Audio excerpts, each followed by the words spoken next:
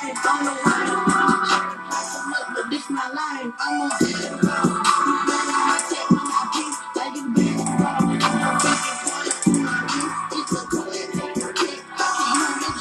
ready yet?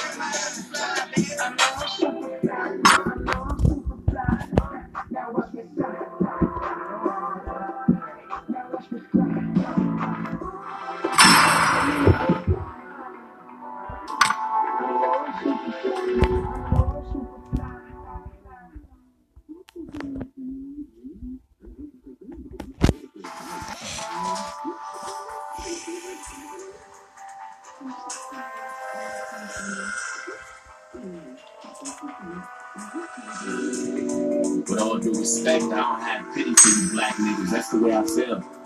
Screaming Black Lives Matter, all the black guys rather be deadbeats than pay the bills. Yelling nigga this and nigga that. Call everybody nigga and get a nigga mad.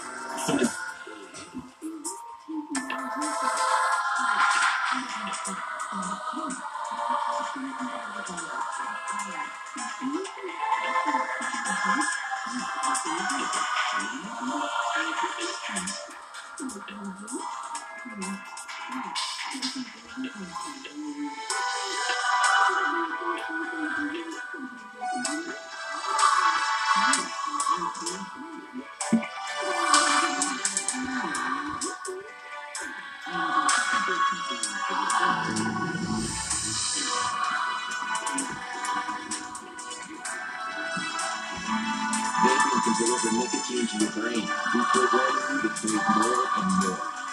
Don't get that.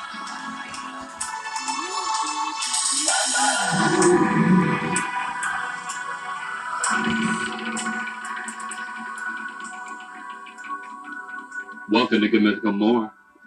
Elevator pitch. Okay, we just need a few seconds to pitch this movie idea. It's called Jort Jortson and the Race to the Sun.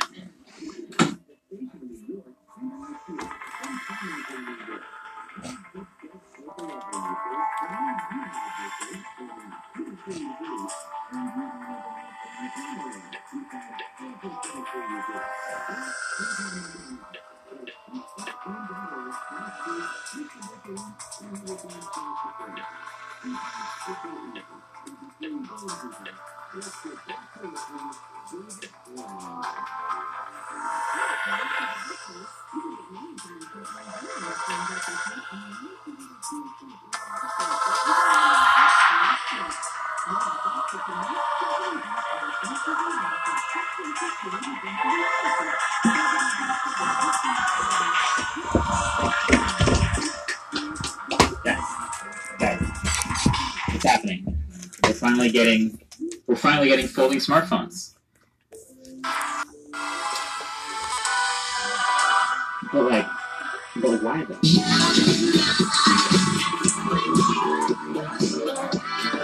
Hey, what's up guys, it's PhD here. So, folding smartphones are slowly becoming a thing, more and more real. A couple months ago they weren't a thing, now they are.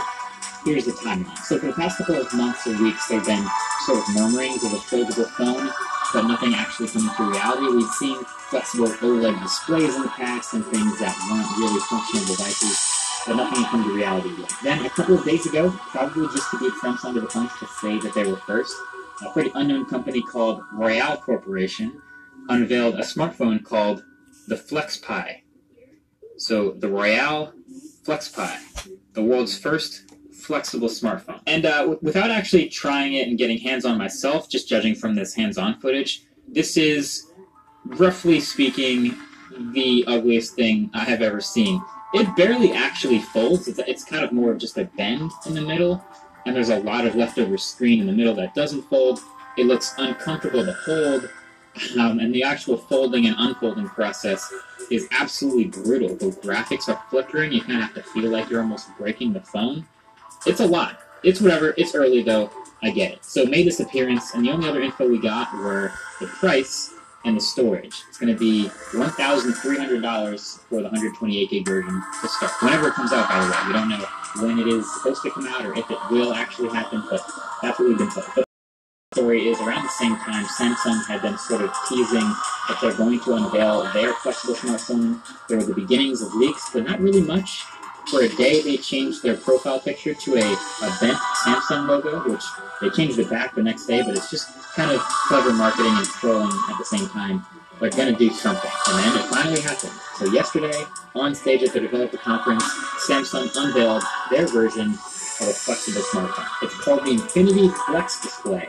It folds the other way, inward, and it was shown on stage like this after they dimmed the lights, opening and closing from a tablet size to a phone size, already looking better than that Flex size. Nice. Okay, cool.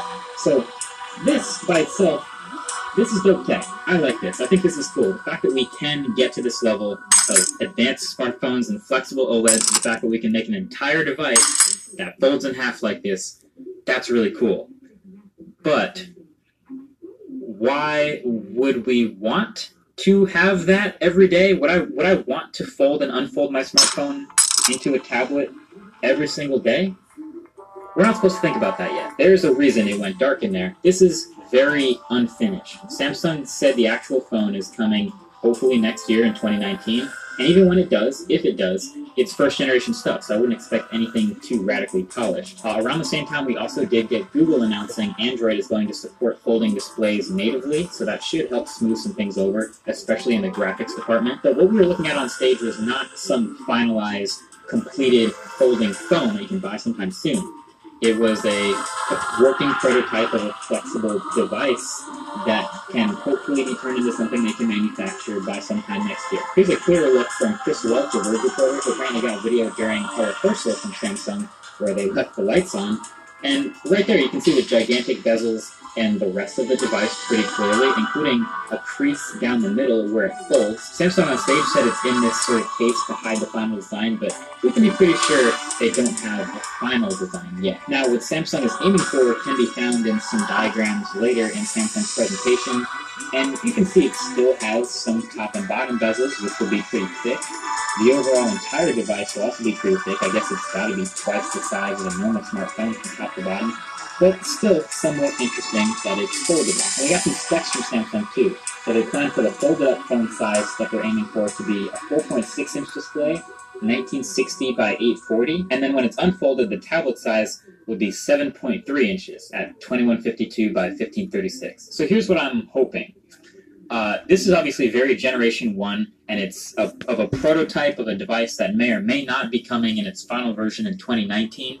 I'm hoping this whole foldable thing is the beginning of what could turn into a much more important, much more interesting, compelling form factor way down the line in the future. It's reminiscent of, think of the bezel-less movement in phones now. Right now, we're pretty much all trying to get these bezel-less phones by shrinking down the chin and the top notch as much as possible, right? Before that, it was thinning out the side bezels by getting it as close to the left and right edge as possible. We pretty much got as close as we need to now. But a major part of that started in 2014 when phones all kind of had somewhat thicker side bezels, and Samsung took a weird step and introduced a crazy product. The project was the Samsung Galaxy Note Edge, which had a part of the display on one side curving over the edge with this glass and the bleeding edge look.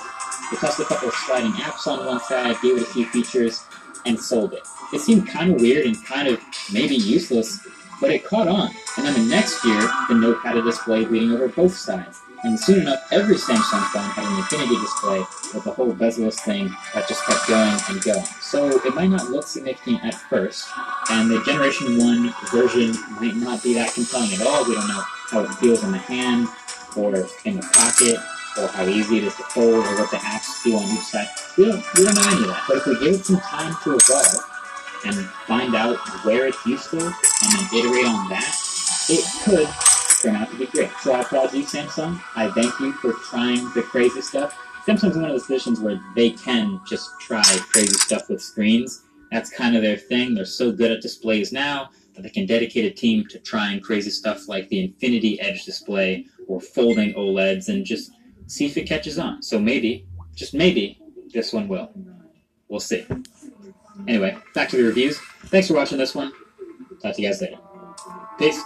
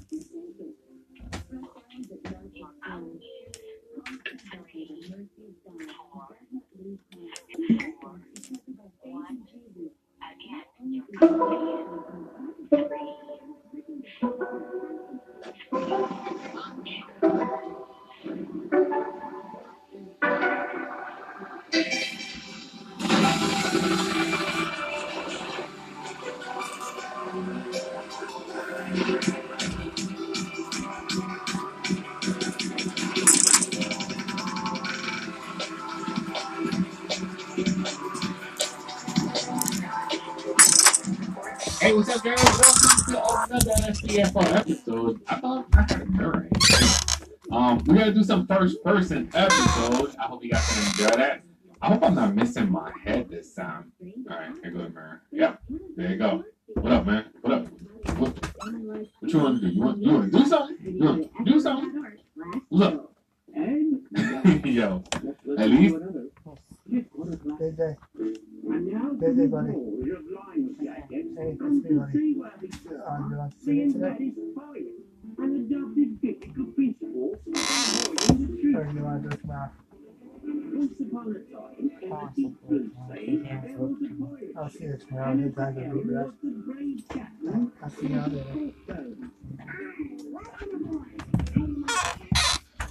When you do. What did you want to do? I to talk to him. First person with the multiplayer head, it seems like your head is not missing or something like that. So that's good. That's good. Now that we are back on patrol, guys, I hope you guys are gonna enjoy this episode today. Now, which vehicle am I taking? Let me see. Oh, I got at least 3. Can I do the slick top? Let me try this. Let me see how the interior looks too. Oh, that is bright. But you know what? That will actually work. My lights on. Now, first person, you guys are not gonna be able to see everything, but I guess this will work. How you doing, man? All right. Let's back up and hoping there's no cars behind us. We can't, like, the only thing I hate about these mirrors, right? They work, but they just don't work for cars. Like, I can't see if there's a car behind me or anything like that. If I was backing up direction, stuff like that, it's okay. But when it comes to like seeing cars or any moving objects behind me, no, you can't see anything. But anyway, guys, it's an investigation. Let's go.